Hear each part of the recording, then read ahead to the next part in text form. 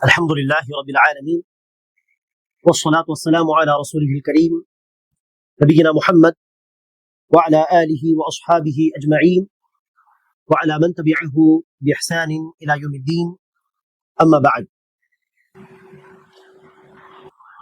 கனிமிக்க சகோதர சகோதரிகளே, இது இஸ்லாமிய வரலாறு வகுப்பு. இந்த வகுப்பில் நாம் இன்ஷா அல்லாஹ் நபி ஈசா அலைஹிஸ்ஸலாம் அவர்களை குறித்து பார்ப்போம். இயேசு, ஜீசஸ் என்று மக்கள் சொல்கிறார்களே, அந்த தூதர் ஈசா அலைஹிஸ்ஸலாமை குறித்து பார்ப்போம். அன்பார்களே, ஈசா அலைஹிஸ்ஸலாத்து வஸ்ஸலாம் அவர்களுடைய பிறப்பு அதுவே ஒரு மிகப்பெரிய அற்புதம், மிகப்பெரிய மிரக்கல். அவருடைய பிறப்பு முதல் அவருடைய மரணம் வரை ஈசா அலைஹிஸ்ஸலாமுடைய வாழ்க்கையே அற்புதங்களால் நிரம்பிய ஒரு வாழ்க்கை என்று சொன்னால் மிகையாகாது. ஆக அவருடைய பிறப்பே ஒரு அற்புதம். அங்கிருந்து நாம் ஆரம்பிக்கலாம். அவருடைய பிறப்பு எப்படி அற்புதம்? அவருடைய தாயார் மரியம் அலைஹிஸ்ஸலாம் அவர்களுக்கு ஈசா அலைஹிஸ்ஸலாம் அவர்கள் ஆண் துணை இல்லாமலே, கணவன் இல்லாமலே, ஒரு ஆணோடு கணவனோடு சேராமலே ஈசா அலைஹிஸ்ஸலாம் அவர்கள் பிறந்தார்கள். இதை கேட்கும் பொழுது நாம் ஆச்சரியப்பட வேண்டிய தேவையில்லை. ஏன்? ஏனெனில் அல்லாஹ் பிரத்யேகமாக எல்லோருக்கும் அல்லாஹ் இப்படி ஒரு சட்டத்தை ஏற்படுத்தி வைக்கவில்லை.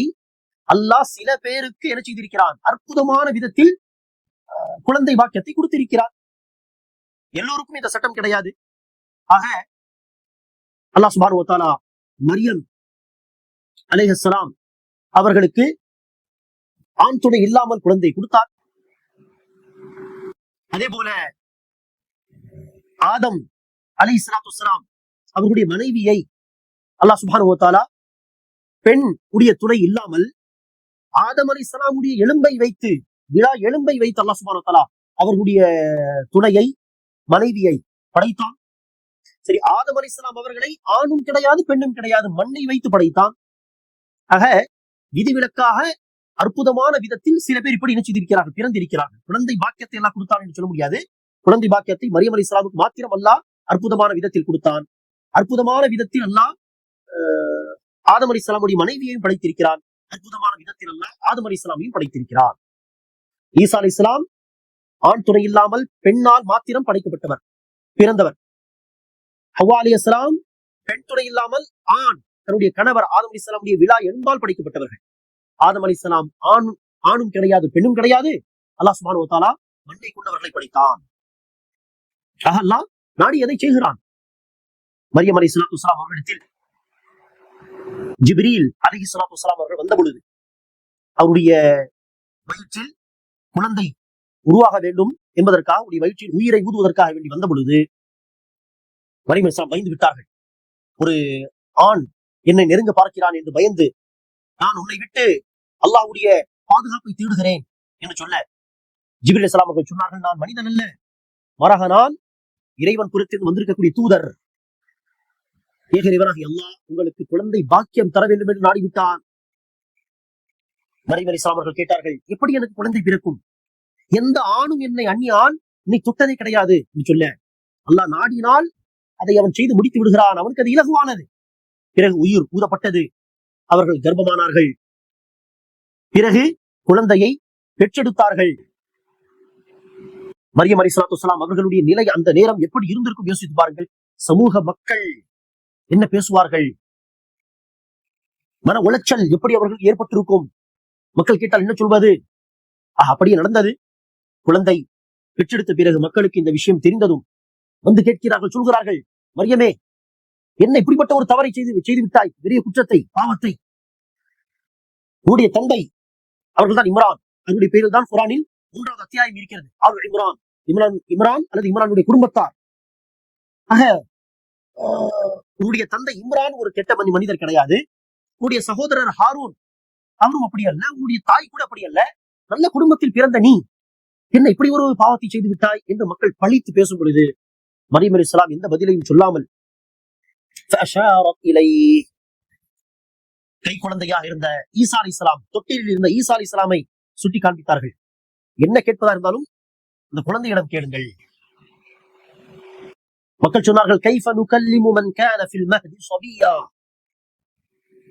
தொட்டிலில் இருக்கக்கூடிய அந்த குழந்தையோடு நாம் எப்படி பேச முடியும்? உடனே ஈசா அலைஹிஸ்ஸலாம் பேச தொடங்கி விட்டார். قال إني عبد الله آتاني الكتاب وجعلني نبيا, நான் அல்லாஹ்வின் அடியான். பாருங்கள், அவர் அல்லாஹ்வுடைய மகன் கிடையாது, அல்லாஹ்வுடைய அடியான், அல்லாஹ்வுடைய அடிமை. நான் அல்லாஹ்வின் அடியான், அல்லாஹ் எனக்கு வேதத்தை வழங்கி இருக்கிறான். வேதத்தை வழங்குவான், இன்ஜீல். மேலும் என்னை அல்லாஹ் நபியாக, தூதராக ஆக்கியிருக்கிறான், ஃபியூச்சரில் தூதராக வரப்போகக்கூடியவர். இதையெல்லாம் குழந்தையாக இந்த ஈசா அலைஹிஸ்ஸலாம் அவர்கள் பேசினார்கள். மேலும் அன்பார்ந்தவர்களே, சஹீஹ் புகாரியுடைய ஹதீஸிலே நபி ஸல்லல்லாஹு அலைஹி வஸல்லம் சொல்கிறார்கள், எந்த குழந்தை பிறந்தாலும் அந்த குழந்தையை ஷைத்தான் நினைச்சுகிறான், இப்படி குத்தி தீண்டுகிறான், அந்த குழந்தை அழுகிறது. அந்த தீண்டுதலால் இரண்டு பேர் தான் பாதுகாக்கப்பட்டார்கள், மரியம் அலைஹிஸ்ஸலாம் அவர்களும் அவருடைய மகன் ஈசாவும். ஆக அவருடைய பிறப்பே ஒரு அற்புதம் தான். ஈசா அலைஹிஸ்ஸலாத்து வஸ்ஸலாம் அவர்கள் பலஸ்தீனிலே அவர்கள் பிறந்தார்கள். அவர்களுடைய பிறப்புக்கு பிறகு அவர்களுடைய குழந்தை பருவம் எல்லாமே அற்புதமான விதத்தில் இருந்தது. அவர்கள் நபித்துவம் என்கிற அந்த பொறுப்பை ஏற்கக்கூடிய அந்த வயதை அடைந்த பொழுது அல்லாஹ் சுப்ஹானஹு வ தஆலா அவர்களுக்கு நபித்துவ பொறுப்பை வழங்கினான்.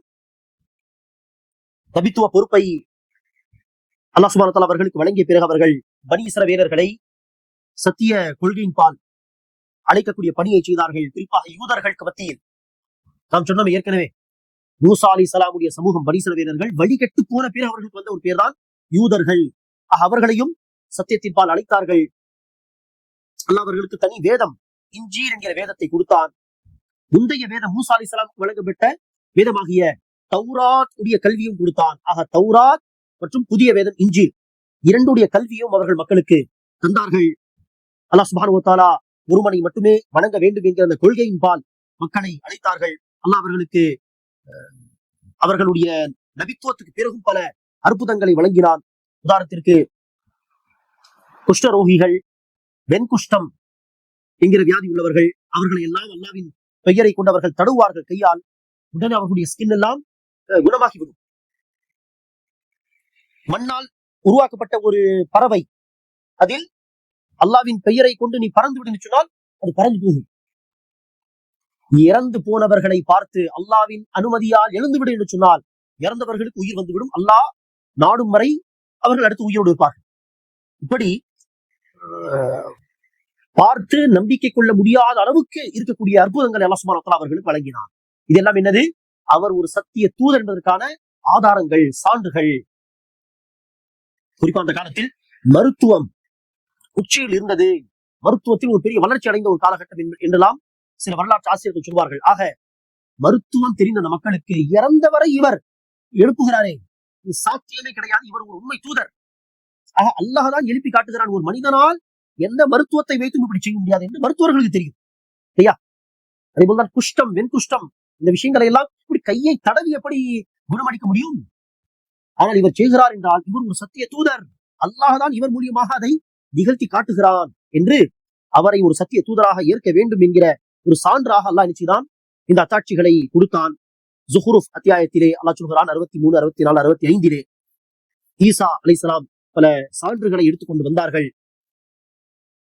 வந்து ஞானத்தை கொண்டு நான் உங்களிடத்தில் வந்திருக்கிறேன், உங்களுக்கு விலக்கி சொல்வதற்காக. ஆகவே நீங்கள் அல்லாஹ்வை அஞ்சுங்கள், எனக்கு கட்டுப்படுங்கள். இன்னல்லாஹு ரப்பி வ ரப்புக்கும் ஃபஅ்புது ஹாதா ஸிராத் முஸ்தகீம். நிச்சயமாக அல்லாஹ் தான் என்னுடைய மற்றும் உங்களுடைய ரப்பு, அவனை தான் நீங்கள் வணங்க வேண்டும், இதுதான் நேரான பாதை என்று சொன்னார்கள். இதுதான் ஈசா அலைஹிஸ்ஸலாமுடைய அழைப்பு. ஈசா அலைஹிஸ்ஸலாம் ஒரு காலம் நான் அல்லாஹ்வுடைய மகன், நீங்கள் என்னை வணங்குங்கள் என்றெல்லாம் ஒரு காலம் சொன்னதில்லை. எந்த அளவிற்கு என்று சொன்னால், ஈசா அலைஹிஸ்ஸலாமை அல்லாஹ்வுடைய மகன் என்று சொல்லக்கூடிய மக்கள் அவர்களிடத்தில் இருக்கக்கூடிய மனிதர்களுடைய கைப்பட மாற்றப்பட்ட வேதத்திலிருந்து கூட அவர்களால் கொண்டு வந்து இப்படி ஒரு வசனத்தை காட்ட முடியாது என்று சில பேர் நினைச்சுகிறார்கள், சேலஞ்ச் செய்கிறார்கள். நான் அல்லாஹ்வுடைய மகன், நீங்கள் என்னை வணங்க வேண்டும் என்கிற ஒரு ஸ்டேட்மெண்ட்டை கொண்டு வந்து நினைக்க முடியாது, காட்ட முடியாதாக. இதெல்லாம் பொய் பிரச்சாரம், பொய் பிரச்சாரம். அதை சால்வ் பண்ண முடியாத ஒரு கொள்கை அது. இவர் இறைவனுடைய மகன், ஆனால் அவரை யூதர்கள் கொலை செய்து விட்டார்கள், அவரால் தன்னை காப்பாற்றிக் கொள்ள முடியவில்லை. இதெல்லாம் என்னது? சால்வ் பண்ண முடியாத பசுஸ் இது எல்லாமே இல்லையா? இறைவனுடைய மகன் கடவுள் என்று சொல்கிறோம், ஆனால் இன்னொரு பக்கம் என்ன? யூதர்கள் அவர்களை சிலுவையில் அறைந்து விட்டார்கள். இது என்னது சுப்ஹானல்லாஹ்? கடவுள் கடவுளால் தன்னை காப்பாற்றிக் கொள்ள முடியவில்லை. சரி, கடவுளையே கொலை செய்த அந்த யூதர்கள் எவ்வளவு பலசாலிகளாக இருப்பார்கள் கடவுள் என்று எடுத்துக்கொண்டார். ஆக அன்பானவர்கள், இதெல்லாம் முரண்பாடான கொள்கை. ஆக ஈசா அலைஹிஸ்ஸலாம் இறைவனுடைய தூதர், இறைவனை வணங்க வேண்டும் என்பதுதான் அவருடைய அழைப்பாகவும் இருந்திருக்கிறது. அன்பானவர்களே, நாளை மறுமை நாளில் அல்லாஹ் நிச்சயமான் ஈசா அலைஹிஸ்ஸலாமை விசாரணை நாள் என்று கேட்பான். நிப்பாட்டி வைத்து, நீங்கள் தான் இந்த மக்களை, உங்களையும் உங்களுடைய தாய் மரியமையும் மேரியையும் வணங்க வேண்டும் என்று சொன்னீர்களா? ஈசா அலைஹிஸ்ஸலாம் சொன்னார்கள், இல்லையா அல்லாஹ், நான் அந்த மக்களுக்கு மத்தியில் உயிரோடு இருந்த காலம் வரை எதை நோக்கி மக்களை அழைத்தேன் உனக்கு தெரியும். அந்த மக்களை விட்டு நான் போன பிறகு அவர்கள் என்ன செய்தார்கள் அது உனக்கு தான் தெரியும். நான் என்னையும் உங்களையும் படைத்த இறைவனாக அல்லாஹ்வை வணங்க வேண்டும் என்றுதான் நான் சொன்னேன் என்று அவர்கள் செய்வார்கள், சாட்சி சொல்வார்கள். ஆக ஈசா அலைஹிஸ்ஸலாம் ஏகத்துவ கொள்கையின்பால் தான் மக்களை அழைத்தார்களே ஒழிய தன்னை, தன்னுடைய தாயை வணங்க வேண்டும் என்றோ, தன்னை அல்லாஹ்வுடைய மகன் என்றோ, தன்னை ஒரு கடவுள் என்றோ அவர்கள் ஒரு காலம் சொன்னதில்லை. இது எல்லாமே ஈசா அலைஹிஸ்ஸலாம் வானத்தில் உயர்த்தப்பட்ட பிறகு சென்ட் பால்ஸ் என்பவன் வந்து உருவாக்கிய வழிகேடுகள். இது எல்லாமே ஈசா அலைஹிஸ்ஸலாமுடைய பெயரை சொல்லி சொல்லி அவன் கொண்டு வந்த வழிகேடு. சரி, அல்லாஹ்வர்கள் இப்படி அவர்கள் தன்னுடைய பிரச்சாரத்தை தொடங்கினார்கள். ஆனால் அவர்கள் தன்னுடைய வேலையை செய்யும் பொழுது நிறைய எதிர்ப்புகளும் வந்தது, குறிப்பாக யூதர்கள் தரப்பிலிருந்து. இன்று பெரிய ஆச்சரியத்திற்குரிய விஷயம் என்னவென்றால், ஜீசஸ் அல்லாஹ்வுடைய மகன், அவர் நம்முடைய பாவங்களை எல்லாம் எடுத்துக்கொண்டு போய்விட்டார் பரிகாரமாக என்றெல்லாம் பேசக்கூடிய இந்த கிறிஸ்தவர்கள் யூதர்களோடு நட்பு வைத்துக் கொள்கிறார்கள், பயங்கரமான நட்பு. ஆனால் அவர்களுடைய கொள்கைப்படி ஈசா அலைஹிஸ்ஸலாமை கொலை செய்தது யார்? சிலுவையில் அறைந்தது அந்த யூதர்கள். இப்படிப்பட்ட ஒரு முரண்பாடு பாருங்கள். ஆக யூதர்கள் ஈசா அலைஹிஸ்ஸலாமை வெறுத்தவர்கள், கொலை செய்ய முயற்சித்தவர்கள். ஆனால் அவர்களோடு இந்த கிறிஸ்தவர்களுடைய நட்பு பாருங்கள். ஆக யூதர்கள் ஈசா அலைஹிஸ்ஸலாமை எதிர்த்தார்கள், பகை கொண்டார்கள். அதுக்கு காரணம் என்ன? எக்ஸாக்ட் காரணம் அல்லாஹ் நன்கறிந்தவன். தடவி ஷிஃபா தருகிறார், அதை பார்த்து ஏதாவது பொறாமைப்பட்டிருக்கலாம், அல்லது வெளியே நின்று கொண்டு வீட்டில் யார் என்னென்ன பொருட்களை பதுக்கி வைத்திருக்கிறார்கள் என்பதை வெளியே நின்று சொல்வார். இதுவும் ஒரு அத்தாட்சி. அப்படி ஏதாவது பெரிய பெரிய ஃப்ராடு தரம் செய்யக்கூடிய யூதர்கள் மாட்டியிருப்பார்கள். ஆக அவர்கள் பகை வைத்திருப்பார்கள் அநேகமாக. அல்லது மரியம் அலைஹிஸ்ஸலாத்து வஸ்ஸலாம் அவர்களுக்கு ஈசா அலைஹிஸ்ஸலாம் நஊது பில்லாஹி மின் ஸாலிக், அல்லாஹ் பாதுகாக்க வேண்டும், இப்படிப்பட்ட கொள்கைகளை விட்டு தவறான வழியில் இவர்கள் பிறந்தார்கள் என்கிற அந்த கருத்தை சில யூதர்கள் சொல்லியிருக்கிறார்கள். ஆக இப்படி பல விதத்தில் ஈசா அலைஹிஸ்ஸலாமை இவர்கள் பகை கொண்டார்கள், கொலை செய்ய முயற்சித்தார்கள் என்பதை எல்லாம் நினைச்சுகிறோம், பார்க்கிறோம். இந்த எதிர்ப்புகளுக்கு மத்தியில் ஈசா அலைஹிஸ்ஸலாமை நம்பிக்கை கொண்ட இறை நம்பிக்கையாளர்களும் இருந்தார்கள். குறிப்பாக அவர்களுக்கு தோழர்களாக இருந்தவர்கள் ஹவாரியூன் என்று குர்ஆனில் அழைக்கப்படுகிறார்கள். அவர்களை நம்பிக்கை கொண்ட மக்களும் இருந்தார்கள். அல்ஹம்துலில்லாஹ். அவர்கள் ஒரு முறை ஈசா அலைஹிஸ்ஸலாம் இடத்தில் கேட்கிறார்கள், ஹவாரியூன் அவருடைய தோழர்கள், வானத்திலிருந்து ஒரு அத்தாட்சியாக ஒரு விரிப்பு, உணவெல்லாம் வைத்தபடி ஒரு விரிப்பை எல்லாம் இறக்கி வைத்தால் இன்னும் அல்லாஹ் மீது நம்முடைய நம்பிக்கை அதிகரிக்கும் என்று சொன்னார்கள். அல்லாஹ் துஆ செய்தான், ஈசா அலைஹிஸ்ஸலாம் துஆ செய்தார்கள், யா அல்லாஹ், என்னுடைய மக்கள் வானத்தின் ஒரு விரிப்பை கேட்கிறார்கள், உணவெல்லாம் வைத்தபடி ஒரு விரிப்பு கீழே இறங்கினால் மாயிதா, இன்னும் உன் மீது அவர்களுடைய நம்பிக்கை அதிகமாகும். அல்லாஹ் சொன்னான், இறக்கி வைப்பேன், இல்லை என்று சொல்லவில்லை. ஆனால் இறக்கி வைத்த பிறகு இவர்கள் நம்பிக்கை கொள்ளவில்லை என்று சொன்னால் யாருக்கும் கொடுக்காத வேதனையை நான் இவர்களுக்கு கொடுப்பேன் என்று அல்லாஹ் எச்சரிக்கை செய்ததாக எல்லாம் குர்ஆனிலே சொல்கிறார். இப்படி அவர்களை நம்பிக்கை கொண்ட மக்களும் இருந்திருக்கிறார்கள், இல்லை என்று இல்லை. அதே நேரத்தில் இந்த யூதர்கள் அவர்களை கடுமையாக எதிர்க்கவும் செய்தார்கள். குறிப்பாக ஈசா அலைஹிஸ்ஸலாமை கொலை செய்ய வேண்டும் என்று அவர்கள் நாடினார்கள், சிலுவையில் அறைய வேண்டும் என்று நாடினார்கள். ஆனால் குர்ஆன் தெள்ளத் தெளிவாக சொல்கிறது, அவர்கள் ஈசா அலைஹிஸ்ஸலாமை கொலை செய்யவில்லை, சிலுவையில் அறையவில்லை. பல கிறிஸ்தவர்களுடைய கொள்கைப்படி இயேசு அல்லாஹ்வுடைய மகன், இறைவனுடைய மகன், ஆனால் சிலுவையில் அறையப்பட்டார், கொல்லப்பட்டார். கடவுளுக்கே, இறைவனுக்கே, இறைவனுடைய மகனுக்கே மவுத், மரணம், இது அவருடைய கொள்கை. ஆனால் குர்ஆன் சொல்கிறது, நிசா அத்தியாயம் 157 158 பாருங்கள், வமா கதலூஹு வமா ஸலபூ வலக்கின் ஷுப்பிஹ லஹும், அவர்கள் ஈசா அலைஹிஸ்ஸலாமை கொல்லவும் இல்லை, சிலுவையில் அறையவும் இல்லை, மாறாக அவர்களுக்கு குழப்பம் ஏற்பட்டு விட்டது. அந்த குழப்பம் என்னவாக இருக்கும் அல்லாஹ் நன்கறிந்தவன். அநேகமாக ஈசா அலைஹிஸ்ஸலாமை அவர்கள் தேடிக்கொண்டே வரும் பொழுது அவர்களுக்கு மத்தியில் இருந்த ஒரு நபருக்கு அல்லாஹ் ஈசா அலைஹிஸ்ஸலாமுடைய முகத்தை தந்திருப்பான். ஈசா அலைஹிஸ்ஸலாமை அல்லாஹ் வானத்தில் உயர்த்தி கொண்டானது உறுதி, வானத்தில் உயர்த்தி கொண்டது. ஆனால் அவர்களுக்கு மத்தியில் இருந்த ஒரு நபருக்கு அல்லாஹ் ஈசா அலைஹிஸ்ஸலாமுடைய முகத்தை கொடுத்ததும் அவர்கள் அந்த நபரை கொண்டு போய் சிலுவையில் அறைந்து ஈசாவை கொலை செய்து விட்டோம் என்று அவர்கள் எண்ணிக்கொண்டார்கள். ஆனால் அல்லாஹ் சொல்கிறார், அவர்கள் கொல்லவில்லை, சிலுவையில் அறையவும் இல்லை, மாறாக அவர்கள் வானத்தில் உயர்த்தப்பட்டார்கள். பாருங்கள், இதுவும் மிகப்பெரிய ஒரு காட்சி. இன்று இந்த டேட், இந்த நாளில் ஏறக்குறைய 2000 வருடங்கள் முன்பு வானத்தில் உயர்த்தப்பட்ட ஈசா அலைஹிஸ்ஸலாம் இயேசு அவர்கள் இன்றும் கூட வானத்தில் உயிரோடு இருக்கிறார்கள். 2000 வயது அவர்களுக்கு கடந்து போயிருக்கலாம், இன்றும் அவர்கள் உயிரோடு இருக்கிறார். உலக அழிவுக்கு முன்பாக அவர்கள் கீழே இறங்கி வருவார்கள். உலக அழிவுக்கு நெருக்கமான காலகட்டத்தில் நபி ஸல்லல்லாஹு அலைஹி வஸல்லம் இதை குறித்து பல தகவல்களை சொல்லியிருக்கிறார்கள். உலக அழிவுக்கு முன்பாக பெரிய குழப்பங்கள் இந்த பூமியில் ஏற்படும். அதில் ஒரு குழப்பம் தான் தஜ்ஜால் என்பவன் வருவான். அவனுக்கு 2 கண்ணு இருக்கும். அதில் ஒரு கண்ணு அப்படியே திராட்சை குலையிலிருந்து ஒரு திராட்சை மாத்திரம் இப்படி எட்டி பார்த்தால் எப்படி இருக்கும் அப்படி வெளியே வந்திருக்கும். அவன் நெத்தியில் காஃபிர் அல்லது கஃபாரா என்று எழுதியிருக்கும், நிராகரிப்பாளன் என்று. அவன் மக்களை எல்லாம் குழப்பத்தில் போடுவான். அப்படிப்பட்ட காலகட்டத்தில் திமஷ்க், ஷாம் நாட்டிலே டெமாஸ்கஸ் என்கிற இந்த ஊரின் பெரிய ஒரு பள்ளிவாசலிலே வெள்ளை நிற மினாராவில் 2 மலக்குமார்களுடைய துணையோடு ஈசா அலைஹிஸ்ஸலாம் கீழே இறங்கி வருவார். வந்த பிறகு அவர்கள் அந்த தஜ்ஜாலை என்ன செய்வார்கள்? கொலை செய்வார்கள். அவர்களுடைய வருகைக்கு பிறகு கிறிஸ்தவர்கள் அத்தனை பேரும் இஸ்லாத்தில் நுழைந்து விடுவார்கள் இன்ஷா அல்லாஹ். சிலுவையை, எந்த சிலுவையை வைத்து அதை கண்ணியப்படுத்தி அதை வணங்கும் விதமாக எல்லாம் செய்கிறார், அந்த சிலுவையை போட்டு உடைப்பார்கள். அதாவது அந்த சிலுவை எல்லாம் ஒன்றும் கிடையாது, அதை உடைத்து அந்த கொள்கையை தவறு என்பதை அவர்கள் நிரூபிப்பார்கள். மக்களும் இஸ்லாத்தை ஏற்பார்கள். வந்த பிறகு அவர்கள் பல வருடங்கள் இங்கு இருப்பார்.